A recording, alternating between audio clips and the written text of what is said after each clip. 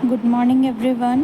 My name is Anjali, working as an assistant professor in RPIIT. It's my immense pleasure to acquaint me in front of you. Today, I will discuss about the introduction to experimental pharmacology. This is the experiment of D Pharmacy second year first experiment. The aim of this experiment is to study the general introduction of pharmacology and experimental pharmacology. तो इसके अंदर क्या है, हमें first experiment में ये study करना है कि फार्माकोलॉजी होता क्या है और एक्सपेरिमेंटल फार्माकोलॉजी क्या होता है. जो एक्सपेरिमेंटल फार्माकोलॉजी जो वर्ड आया है that is related to the experiments. जो कि हम एक्सपेरिमेंट्स, कोई भी नवी ड्रग आती है मार्केट में तो उससे पहले उसके ट्रायल्स होते हैं. ट्रायल्स भी हमारे अलग अलग टाइप से होते हैं, जैसे कि हमारे पास प्री क्लिनिकल ट्रायल हो गए, क्लिनिकल ट्रायल्स हो गए. जो प्री क्लिनिकल ट्रायल्स होते हैं वो होते हैं हमारे एनिमल्स के ऊपर, उसको हम प्री क्लिनिकल ट्रायल बोलते हैं. तो इसके अंदर हमें यही सब चीज़ें स्टडी करनी होती है कि कौन कौन से एक्सपेरिमेंट्स के लिए कौन कौन से जो एनिमल्स हैं वो यूज़ किए जाते हैं, ठीक है, और कौन कौन से अपरेटस यूज़ किए जाते हैं, फार्माकोलॉजी होता क्या है, एक्सपेरिमेंट हमें क्यों ज़रूरत है एक्सपेरिमेंट्स करने की एनिमल्स पे, ह्यूमंस पे.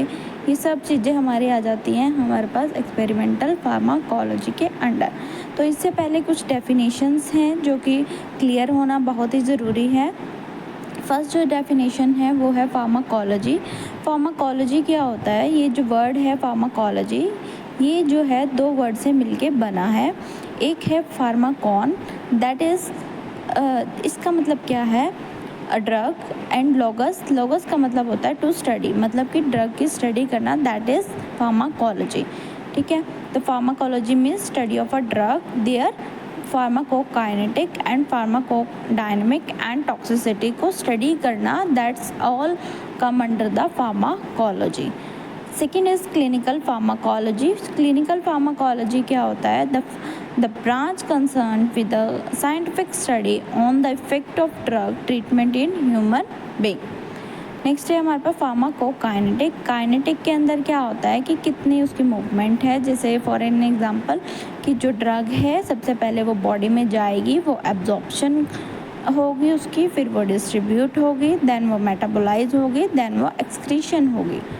ठीक है, तो इसका मतलब होता है कि जो हमारे फार्माकोकाइनेटिक में हम ये पढ़ते हैं कि जो स्टडी है, ये स्टडी है, इसके अंदर क्या होता है कि what drug does to the body. जो हमारी ड्रग है वो हमारे बॉडी के साथ क्या कर रही है.